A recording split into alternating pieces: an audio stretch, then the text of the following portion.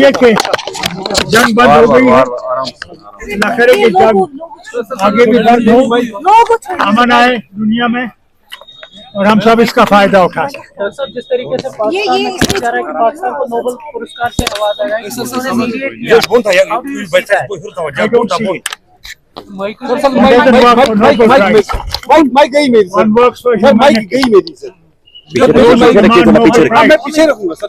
Unfortunate.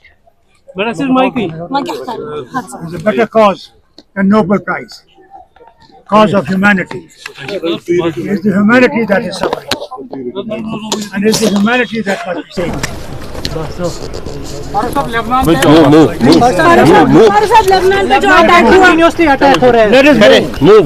ये अल्लाह का शुक्र करिए कि जंग बंद हो गई है, नखरे की जंग आगे भी बंद हो, अमन आए दुनिया में और हम सब इसका फायदा उठा सकें। जिस तरीके से पाकिस्तान को नोबेल पुरस्कार से नवाजा गया,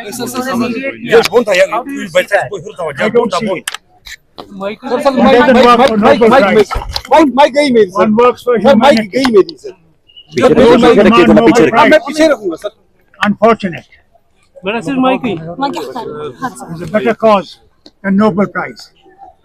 Cause of humanity. It's the humanity that is suffering. And it's the humanity that must be saved.